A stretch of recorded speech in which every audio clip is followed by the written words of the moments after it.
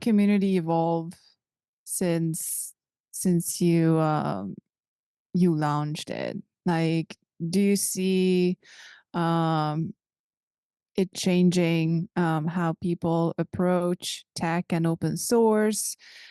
Does it have more impact on the side of people being able to find jobs, either because they get in touch with someone who does have a job for them, or just through the opportunity to learn about the projects that they get in touch with?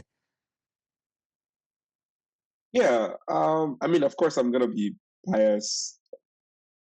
It's something I run, right? So yeah. So in case, yeah, I just wanted to throw that out there. Uh, what I would say is the intentionality that goes into the community in terms of like how intentional we are in terms of networking. The festival has always been the place where if you're looking for something related to open source, from jobs to short gigs, contract, or just random opportunity, you're going to get it. Um, Over time, I've seen this because it's on Twitter, it's on LinkedIn, so it's not me saying it. Is people have gotten opportunities, jobs, networking, even people got married, whatever. It's like at the event, because again, I've seen it. It has always been about the relationship of the audience. Again, it's not a typical conference that you come to listen. You come to learn, and you come to relate, and you come to showcase too. That has always been the focus of the festival. Uh, so it's really really big. It's way bigger than me. A lot of people are. It's like if it was an open source project, this was like a traditional open source software project. It's an open source project, software project. I would say it's that era where I just like just stay away because it's running really well. There are people that are making great decisions behind the board. They're really doing really really great job. It's in fact what I do mostly these days is just like making sure that it's sustainable, like the funding and the rest. Those are kind of the thing that I still control. But there are a lot of people doing like great to great jobs. So for example, uh, someone that you most likely may have heard about recently called Roots. She does like chaos project, chaos Africa. Yeah, yeah. So she's a OSCA open source program manager. So she works relatively close to me in terms of like running programs within OSCA and of course the festival. So for example, like last year, she did a lot of great work making sure that we keep things in place, right? So again, there are like a lot of people like Perry, like really great people, like the co-founder, there's Balaji, they're like really, really great people. It's really, really big. It's a big community right now that I would say if I choose not to contribute to it in like 2 years, I mean, if I manage to get funding and I stop contributing to it, it's gonna be fine, like totally fine, because it's found its ground. It's the people's thing, and that's always been the goal. My plan was just to use my influence from the Western world and get ready, and then just live it, because that's what I do, right?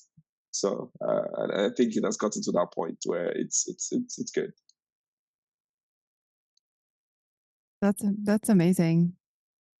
I love that, and I also love how the primary focus is on like networking and getting people in touch with each other, and also the world at large.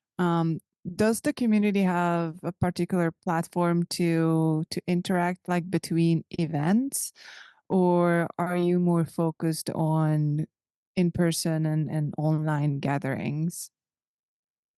To be fair, like we try. So one of the ideology that we started was like we don't want to have our community. We don't want to cultivate any community. Instead, we want to just tap into an existing community. So if you're in the Django community, for example, you don't have to come to our Oscar community because what is an Oscar community if Django talks about open source? Either ways. So we just basically complement existing communities. So we do have a community for people that like to be on Discord. That's great. That's not my focus. My focus is just to make sure that any version of community that does amazing work, like we can support you and work with you to make sure that you're more intentional about open source. That has always been the focus of the organization, at least my own version. Maybe they are doing something else, but that's kind of what I care about. But we do have community people. We have community people through events, through meetups. So we have, in terms of our meetup chain, we do have like different meetups across the continent.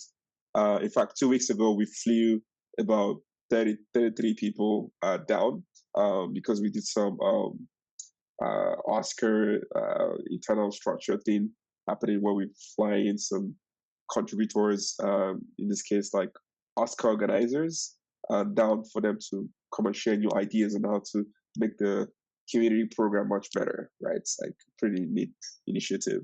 So that's kind of what it is, because we're very intentional about not forcing people's thought process about open source.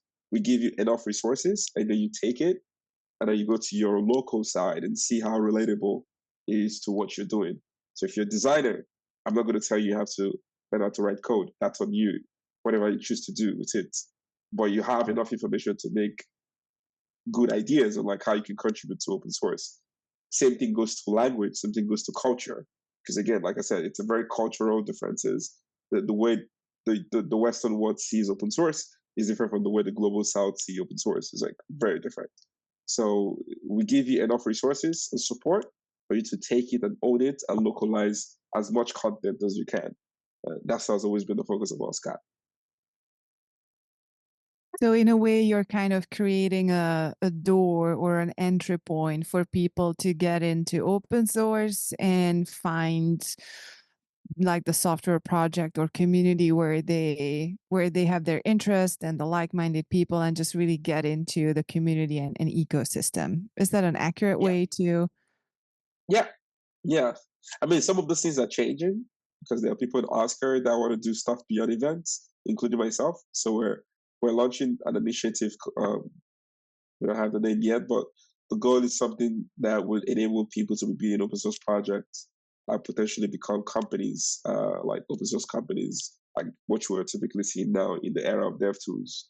So similar to that, that's what we're trying to do with the experience that we have, with the connections that we have, of course. So that's what we're working on. So we're doing a whole lot of things that is going to support the talent, because of course, like if you see the GitHub Octoverse report year over year, you see that Africa has always been like a very great, important place with open source, especially on code. And we want to do something about it beyond just like, you sending a pull request. We want people to see that it could do much, much more than sending a pull request. So So kind of also helping the economy and I don't know, people spin up startups around open source and projects. yep, yep, yeah. That's also like it's. I mean, it's always going to be like an effect.